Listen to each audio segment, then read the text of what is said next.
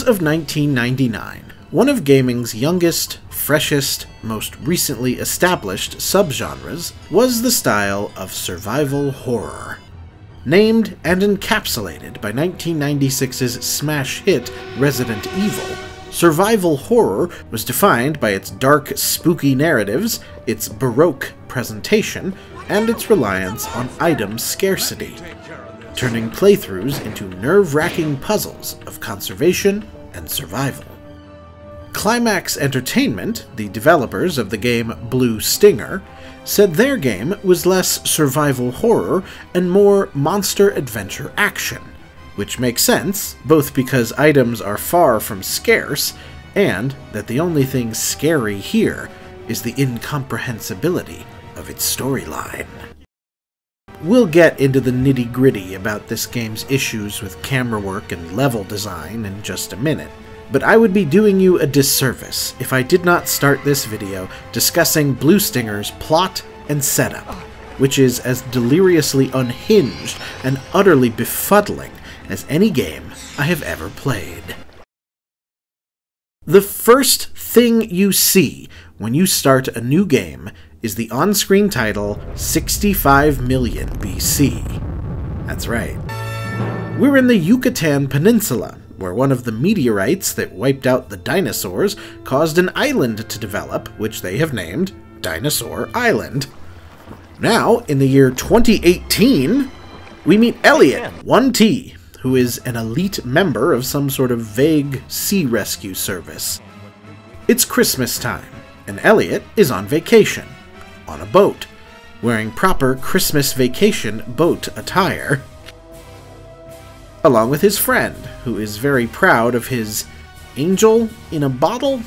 Anyway, something falls from the sky and causes the island to be sealed under a dome, which bisects the boat, trapping Elliot inside.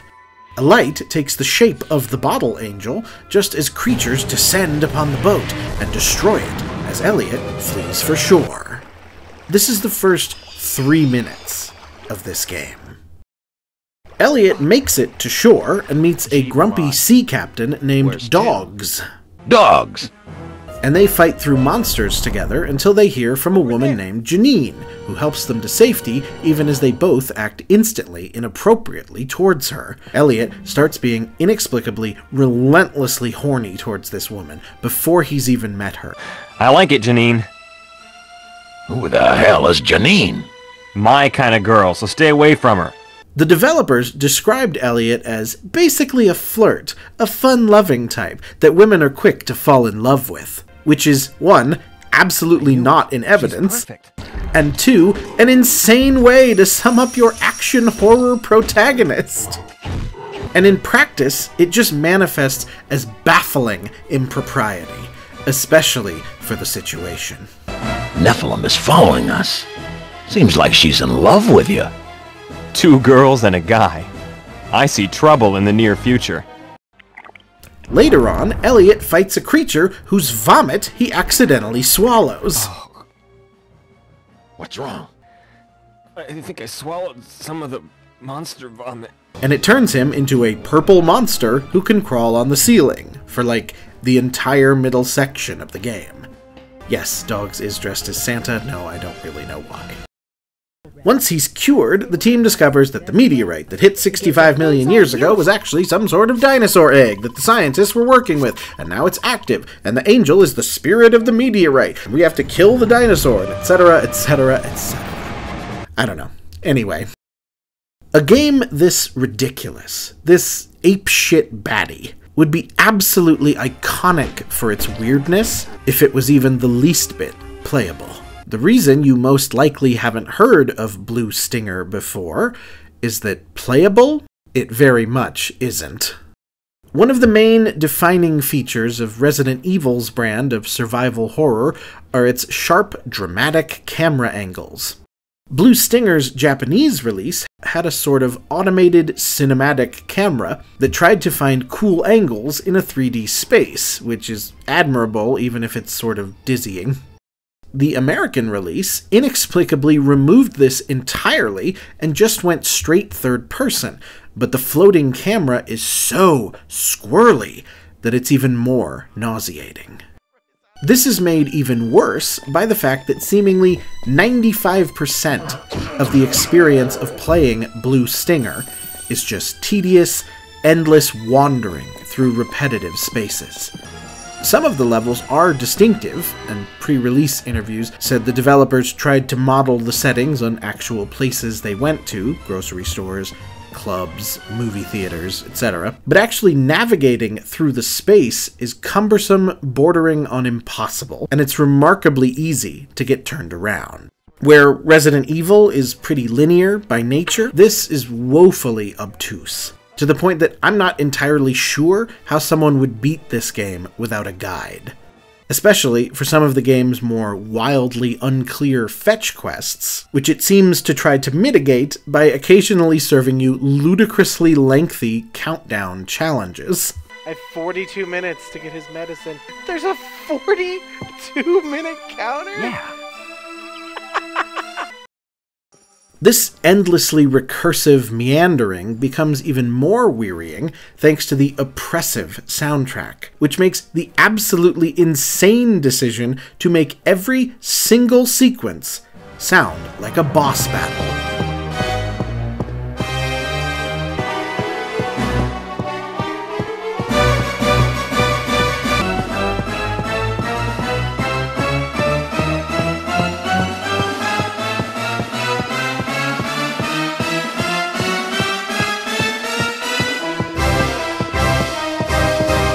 A non-stop pounding that grows viscerally exhausting. Especially as you're doubling back through identical-looking hallways to try and track down some sort of vague key to a room you can't find. The music changes for different areas, but none of the tracks are any less blaring, and it keeps you on edge the entire time, but not in a good way. In a way that makes you want to just bail as soon as possible. I just need to stop. That's all I need. Yes! This game is also filled to the brim with ugly, boring, deeply unsatisfying combat. Pretty much any enemy in the game requires 10 to 15 bullets minimum, and the camera works extremely hard to make it as difficult as possible to aim at anything specific. I talked about scarcity of items not being an issue here, mostly because the game provides random vending machines, seemingly every 15 feet, and every monster you kill just explodes with coins when you kill them, so you really never have to do much strategizing in your inventory. A roundhouse kicked a spider person, and it gave me 6 coins.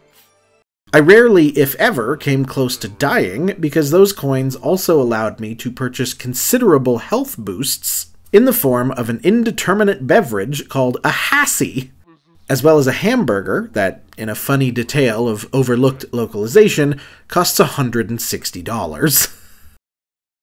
Instead, creatures are simply annoying impediments you have to bypass by mashing one button over and over as you fight with your real enemies. Bad camera work, draining music loops, and general boredom and frustration.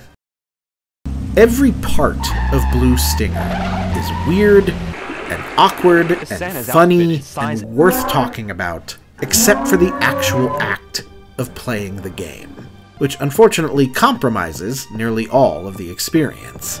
This demented little thing absolutely feels like it should be a cult item, with its vague, psychotic plot, its inane, bizarre, dubbed dialogue, its mind-boggling soundtrack, the limited graphics. Special shout out to the game simulating breathing by having every character do a full body hump puppy pant. Also, in-universe, both Elliot and Dogs are supposed to be traveling together, but they apparently only have enough to animate one, so the other just appears out of thin air during cutscenes. But all of these things come together to make a game that is long, and tedious, and exhausting, and ugly, and bad. It asks for so much of your time, and gives you very little back in kind. I can't recommend ever spending any real time with this one. But if someone ever feels up to slicing through the long play to make a cutscene supercut, we might all at least get to laugh together. Next time, y'all ready to merge politely?